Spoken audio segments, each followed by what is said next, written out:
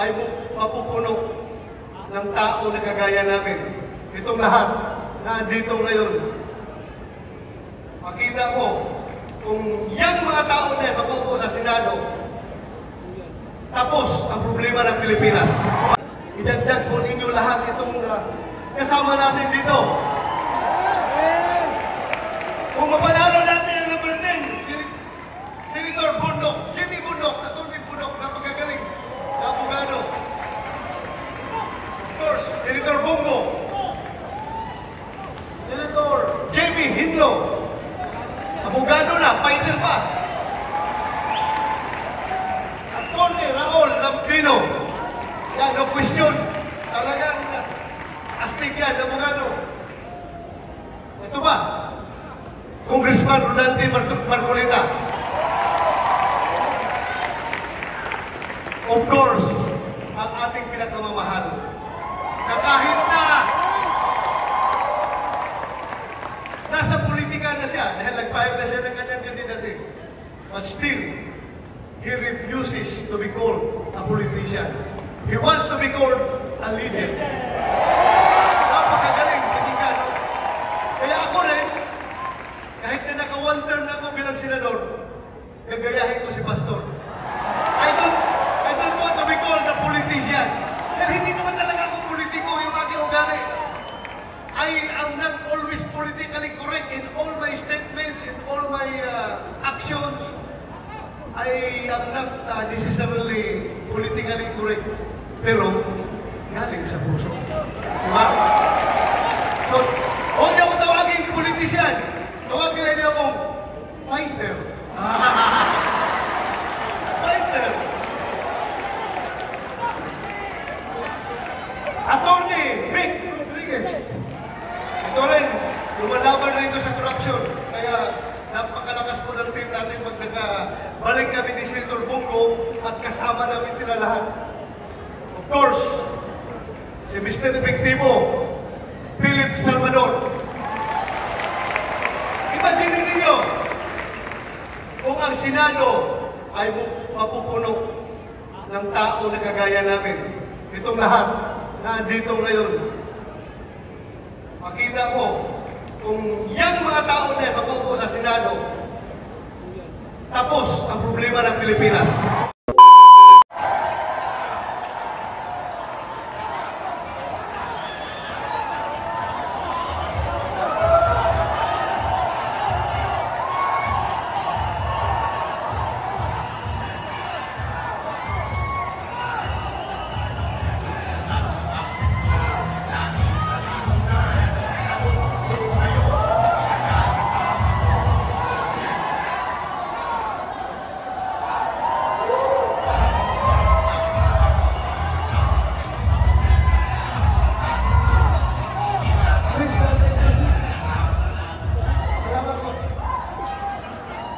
Magandang gabi sa ating lahat.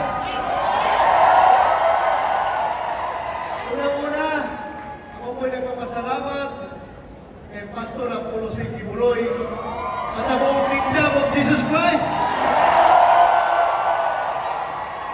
for inviting me here sa kanyang kick-off rally. Maraming salamat po. Alam po ninyo, magkwento lang ko sa inyo konti. Last week,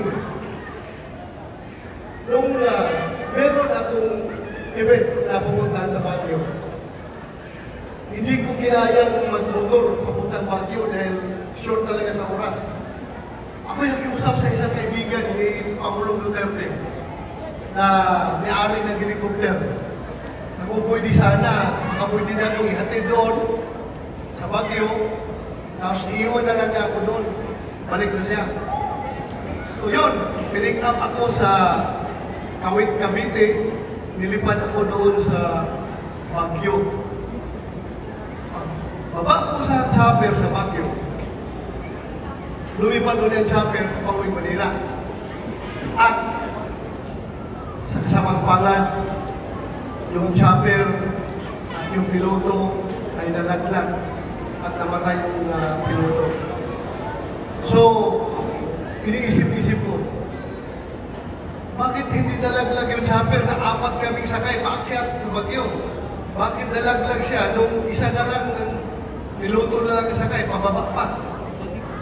So, I realized na siguro nga, meron pang misyon si Lord para sa akin dito sa mundo. At ang misyon na yan,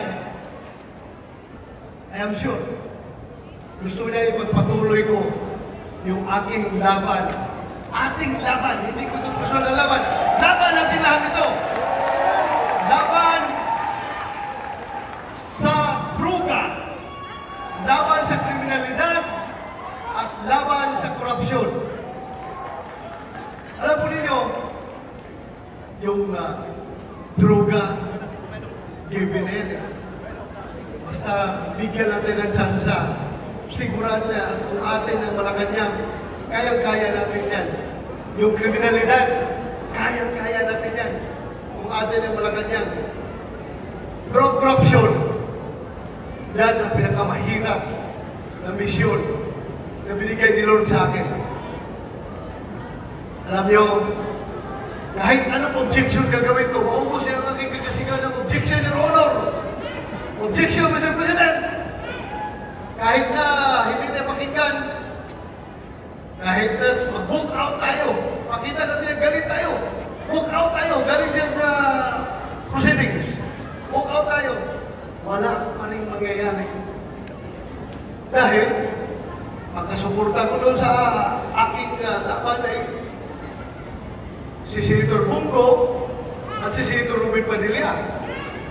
So pag magbotohan, tatlo lang kami, talo pa rin.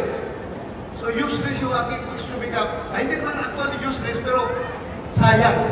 Hindi siya talagang hindi natin ako ang ating kagustuhan. Kaya ako ngayon nakikiusap sa inyo. Kung sakali man, ako'y tulungan ninyo makabalik sa Senado at susurtihin ng manalo. Itutuloy ko yung laban na yan. At ang laban na yan ay kayang-kaya kong gawin. Kung aside from Senator Bongo, Senator Robin Hood Padilla, idagdag po ninyo lahat itong kasama natin dito. Kung mapanalo natin ang number 10, Senator Bundok, Jimmy Bundok, Atty. Bundok, napagagaling, na abogado. Of course, Senator Bongo, Senator J.B. Hinlo, abogado na, fighter pa.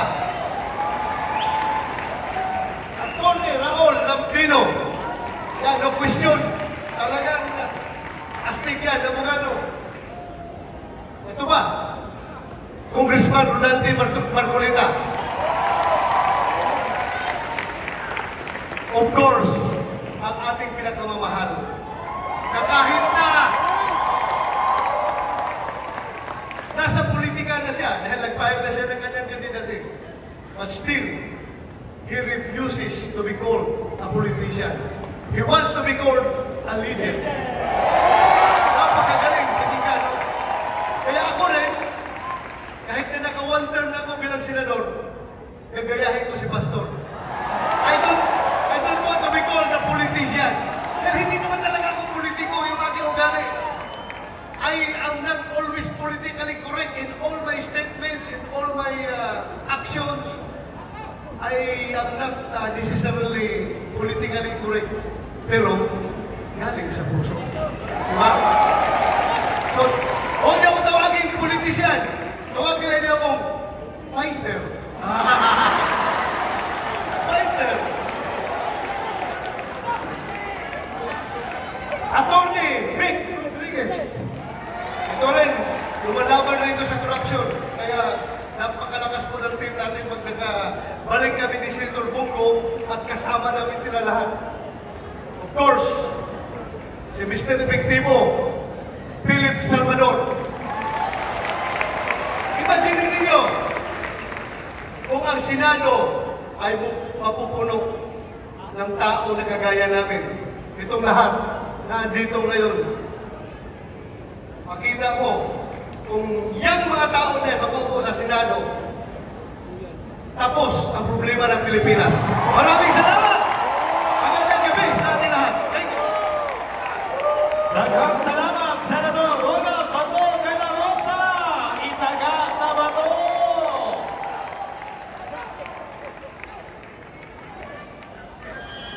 Hinahangan na ito suportahan ang Pilipilaman Duterte Senatorial Line-Up. Ikakampanya ba natin silang lahat? Oh, kamalikod, kadali lang. Ani ka Bisaya ang balik, kadali. Nakalimutan ko pala, pasensya na. Nagsura ako sa upper class ko. Alam mo kung bakit naubos, halos maubos ang problema natin sa insurgency sa Pilipinas. Ako I would like to give credit to Colonel Allen Capuyan. Isa rin tumatakbong senador.